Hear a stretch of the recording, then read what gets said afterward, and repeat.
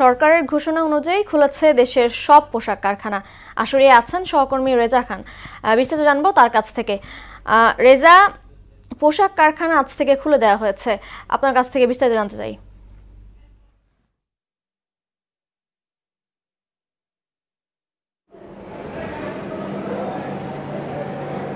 জি, আমরা আছি এখন আশুলিয়ার বাইপাইলে। এটা ফাউন্টেন গার্মেন্টস ম্যানুফ্যাকচারিং লিমিটেডে আমরা এখন দাঁড়িয়ে আছি।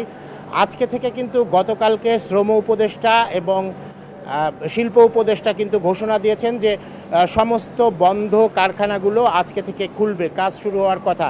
কিন্তু আমরা সকাল থেকে কিন্তু আশুলিয়া, বাইপাইল, সাভার এবং প্রায় গাজীপুরের কিছু অংশ দেখেছি। যে ফ্যাক্টরিগুলো বন্ধ ছিল সমস্ত ফ্যাক্টরি কিন্তু খোলেনি, বরং আমরা দেখেছি যে গতকালকে পর্যন্ত কিছু ফ্যাক্টরি চলেছে, কিন্তু সেই ফ্যাক্টরি হঠাৎ করে আজকে নোটিশ দিয়ে বন্ধ করে দেওয়া হয়েছে, এমন ঘটনাও আমরা দেখেছি। আমরা কথা বলেছি শিল্পাঞ্চল 1-এর এএসপি আনোয়ার হোসেন খানের সঙ্গে। তিনিও আমাদেরকে এই তথ্য জানিয়েছেন যে সমস্ত কারখানা কিন্তু খোলেনি, তবে তারা চেষ্টা করছেন যাতে সব কারখানা খুলে যায়। এবং আমরা দেখছি যে এই ফ্যাক্টরিটিতে কিন্তু কাজ চলছে এবং এখানে আমাদের সঙ্গে উপস্থিত আছেন এই প্রতিষ্ঠানটির সিনিয়র ম্যানেজার। আমরা তার সঙ্গে একটু কথা বলার চেষ্টা করছি। আপনি এই যে গার্মেন্টসের যে বর্তমান পরিস্থিতি, এই বিষয়টা নিয়ে আপনি কি বলবেন? আপনাদের ফ্যাক্টরি কি বন্ধ হয়েছিল?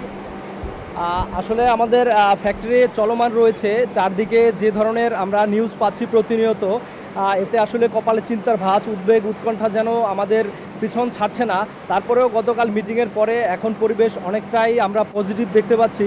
একই সাথে হচ্ছে আইনশৃঙ্খলা বাহিনীর যে তৎপরতা, এটা যথেষ্ট অ্যাক্টিভলি পরিলক্ষিত হচ্ছে। যদি এটা অব্যাহত থাকে তাহলে হয়তো আরএমজি সেক্টরের একটা সুদিন ফিরে আসবে। বাঙালি জাতির একমাত্র আশা ভরসার স্থল, এই জাতিকে ফিনান্সিয়ালভাবে স্ট্রং করতে হলে আরএমজি সেক্টরকে বাঁচিয়ে রাখতে হবে। একই সাথে হচ্ছে আমাদের যে অন্তর্বর্তীকালীন সরকার, নতুন সরকার এসছেন, তিনি দেশকে পুনর্গঠন করতে হলে আমাদের সকল পক্ষকে একই সাথে একত্রিত হয়ে সবাইকে কাজ করে এগিয়ে যেতে হবে। ধন্যবাদ আপনাকে। আপনারা যেমনটা শুনছিলেন, উনি যেটি বললেন যে নতুন সরকার এসছে, এই সরকারকে কিন্তু সময় দিতে হবে, সহযোগিতা করতে হবে। পোশাক শিল্পের এই অস্থিরতা বন্ধ হোক, এমনটাই আমরা প্রত্যাশা করি। এই ছিল আশুলিয়ার বাইপাইল থেকে সব শেষ আপডেট। রেজা, আপনাকে ধন্যবাদ।